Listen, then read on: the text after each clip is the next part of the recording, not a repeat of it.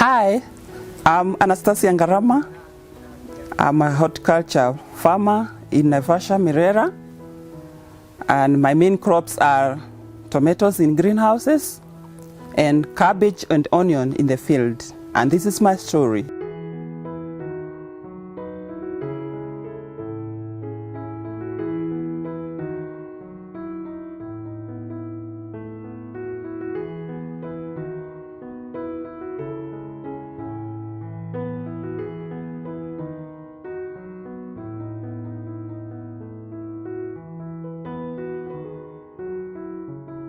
I started doing a kitchen garden, whereby I became number 2 in a competition that was done in Naivasha. Kitchen garden is whereby you have a small portion of plot. For example, mine was 50 by 50, and I was able to do sukuma wiki, spinach, carrot, onion, and also tomato and cabbage. And that's where I learned how to do it. And now I decided that I'm going to do it in a bigger way. And that's how I ended up in the Ngarama farm. I started planning my retirement in 2013 after my contract of my place of work ended, and I decided that I want to do the very good thing that I've always wished to do, that is agriculture. So we bought this land and we named it Ngarama Farm, and that's when I started to grow onion, tomato, and cabbage. I picked on tomato and onion and cabbage because they are fast moving. We have customers ready for them, and some of them come here, others call me on phone to ask whether we have them, and that is why this one created a need for me to plant more. Another reason why we settled on these crops is because of the high demand of these items. Because we get our buyers from Nairobi, others who sell in Mombasa, like cabbages, and we also have our main customer for tomatoes, the Daramia shop, whereby we sell in crates. And so we decided to do it so that because it will bring quick returns. I chose agriculture on top of many other things to do because I had done my homework very well, despite the fact that many people just go to agriculture just for the sake of doing it after retiring.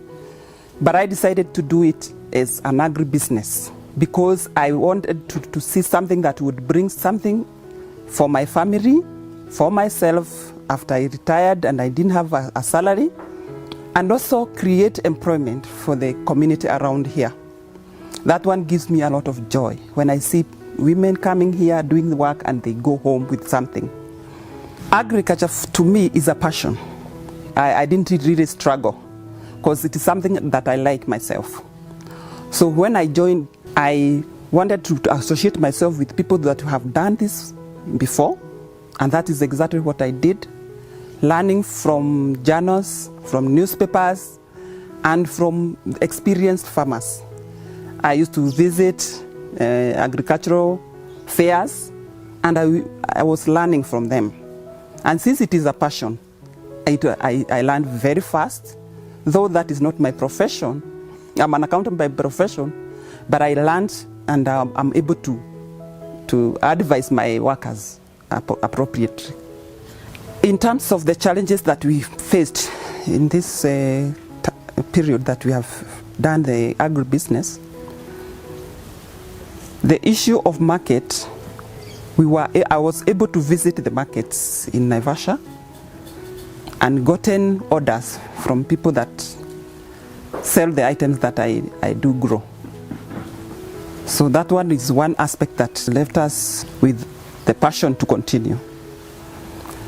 Then on the side of the workers, they didn't know what to do, how to do the work. So I engaged people who could come here and train us. I also sent some workers to Latia in Isinya for training. I also attended very many forums for farmers, and we have been able to overcome these challenges in a very big way. Some lessons that I've learned in my business is being persistent, whereby you don't give up. When a crop fails, you don't fail also. You don't give up, you continue and you plant. When you don't sell, you know that you'll sell tomorrow, because sometimes a crop floods in the market. And that is the time when a crop floods in the market, that's the time to plant more, because next thing it will be scarce. So I would advise anyone wishing to do agribusiness to just be persistent and not give up. Also, be able to learn from others, because you cannot be a monopoly of knowledge. So when you learn from others, you'll be able now to know more. And that is what I have done myself. I also learn from my workers. I listen to them, and I also allow them to make decisions. The vision for Mkulima Farm in Naivasha is that we want our customers to know that whenever they come here, they will not lack anything that we have promised to plant. May it be contract farming, I'm ready for that. May it be our customers in the community, they will not lack any crop.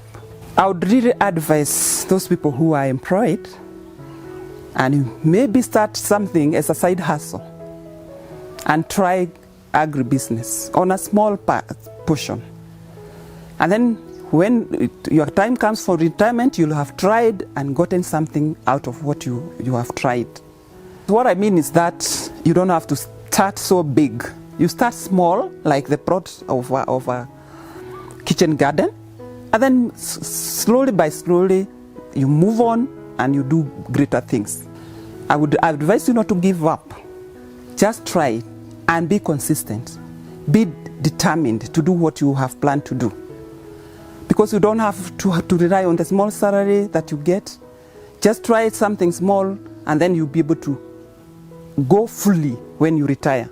And then, of course, you'll be in a position to do it better after you learn from those people who have done it before, like us.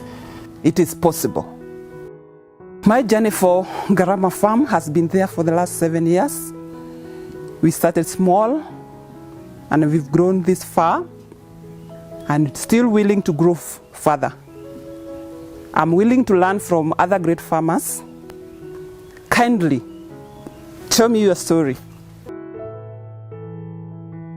In our next week's feature, we meet Samuel, who supports farmers with installations of dripline systems aimed at better water use efficiency.